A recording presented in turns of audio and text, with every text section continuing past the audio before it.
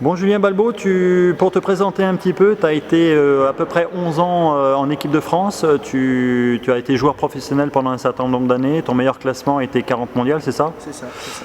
Et ça fait combien d'années que tu es dans le top 10, top 5 français? Bon, je sais pas vraiment, mais je dirais 8-10 ans. 8-10 ans. Donc on peut dire que tu as un petit peu de bouteille. Ouais, je commence, ouais. Un petit peu de bouteille. Ouais, c'est ça. J'ai vu des cheveux blancs pointés, donc tu vas être apte à répondre à mes questions d'arbitrage. Je l'espère, pas sûr. Donc en fait, ma première question, c'était, toi qui as bourlingué un petit peu partout dans le monde sur les tournois professionnels, pour toi, quelle est la place de l'arbitrage dans le jeu du squash? Est-ce que c'est quelque chose qui t'a posé problème, Parle-moi un petit peu de ton expérience en tant que joueur pro par rapport à l'arbitrage. Ouais, je dirais que de mon point de vue, l'arbitrage fait vraiment partie intégrante du jeu. C'est pas que des arbitres, ce sont aussi des juges au final. Ils doivent juger de situations. Donc ça rend les choses difficiles. C'est un travail qui est très difficile. Et effectivement, je pense que ces décisions, selon le moment où elles sont prises, ou selon la teneur un peu du corps arbitral, la manière dont il voit le jeu, etc., je pense que ça peut faire basculer, ou en tout cas ça peut largement influencer sur le résultat d'une rencontre. Le résultat d'une rencontre, à partir du moment où il y a vraiment une grosse concurrence, où le niveau est très serré, ouais, ça peut entrer en jeu. Le squash, c'est quand même un sport qui, mentalement, il y a une gestion des émotions qui est importante.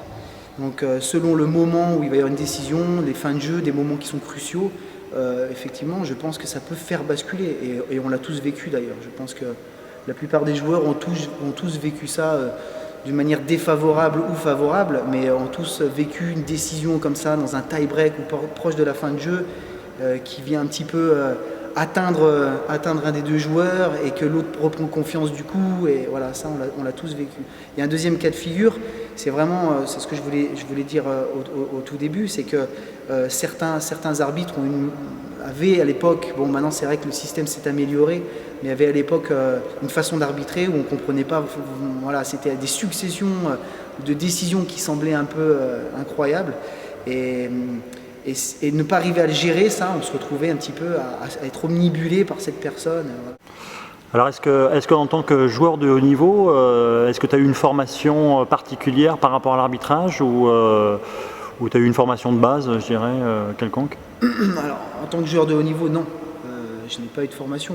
J'ai passé mon brevet d'État il y a 10-12 ans en arrière, dans le cadre de la formation. Dans cette formation, il y avait un module, voilà, arbitrage.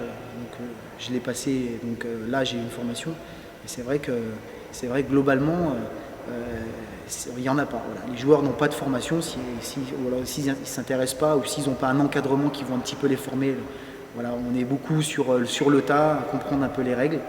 Voilà. Est-ce que tu penses que c'est quelque chose qu'il faudrait améliorer, mettre en place pour les joueurs? Oui, parce que je pense qu'il y a encore des situations qui ne sont pas très très claires. Je pense qu'il y a des joueurs qui pensent certaines choses et qui finalement c'est écrit nulle part dans le règlement, quoi. Donc des fois il y a un petit décalage, des fois on entend des commentaires de joueurs qui sont pas vraiment réglementaires et qui n'ont rien à voir avec les règles, quoi. Donc bon voilà, c'est souvent dans ce sens-là d'ailleurs. Généralement les arbitres ils appliquent les règles, des fois même un peu trop strictement, mais non, je pense que ce serait utile parce que ça permettrait de clarifier des situations. Il y a plein de situations sur le thé, sur tout ce qui est un peu les blocages, etc. et qu'il faut peut-être un peu clarifier et que certains joueurs, ce serait bien qu'ils puissent avoir une explication un jour réelle, quoi, avec les règles devant eux. Moi je pense que ce serait utile. Mais ça ne peut provenir que d'une démarche personnelle actuellement visible. Ouais. Et pour toi, l'arbitrage, c'est perçu plutôt comme un problème ou quelque chose qu'il faut améliorer par rapport aux Jeux Olympiques, éventuellement par rapport au grand public? Je pense que en tant que joueur, les personnes qui connaissent l'activité, qui connaissent le squash, je pense que c'est une spécificité du squash qui rend finalement l'activité assez intéressante. Il y a des gestions comme ça ou des choses qui se passent sur le court avec l'arbitrage qui, vécu de l'intérieur, rend le sport attrayant à pratiquer. Maintenant, c'est vrai que pour des gens qui ne connaissent pas l'activité, pour l'olympisme, voilà, c'est perçu comme un problème. Et effectivement, il faudrait arriver à rendre les choses peut-être plus claires et peut-être plus réglementaires, de manière à ce qu'on puisse dire et s'apercevoir que l'arbitrage fait partie intégrante voilà, du sport et rend le sport un peu particulier. Et c'est quelque part, c'est ce qui fait que le squash est le squash. Et si riche.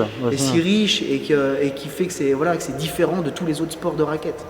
Voilà, je pense qu'il voilà, y a deux choses, il y a deux volets là-dessus. Je pense que c'est bien dans un sens et ça joue en notre défaveur par rapport au public qui ne connaît pas l'activité, malheureusement. Et pour toi, les qualités d'un bon arbitre? Ça, c'est une question piège. Je vais t'aider, il y a peut-être un peu d'expérience. Il y a de l'expérience. Bon, après, chacun son point de vue. Moi, mon point de vue personnel, et ça n'engage que moi, je pense qu'il faut que un arbitre joueur qui était joueur, pas forcément de haut niveau, mais qui a été joueur, je pense que déjà ça aide. Voilà. Alors ça ne veut pas dire que quelqu'un qui n'a pas été joueur ou qui n'a pas beaucoup joué ne peut pas y arriver, mais il y a des subtilités, il y a des choses. Il faut comprendre ce qui se passe sur un cours. Il faut arriver à percevoir les faiblesses et les points forts des joueurs, essayer de comprendre, voir ce qui se passe un petit peu, les choses qui se font un petit peu sous la table. Là, il faut arriver à les percevoir. Et je pense que le fait d'être joueur favorise ça. Maintenant, comme tout, hein, avec du travail, en étant passionné, en s'investissant, on finit toujours par arriver à un niveau décent, je pense. Super, merci beaucoup Julien pour cette expérience que tu... Mais pas de problème. Merci. Plaisir.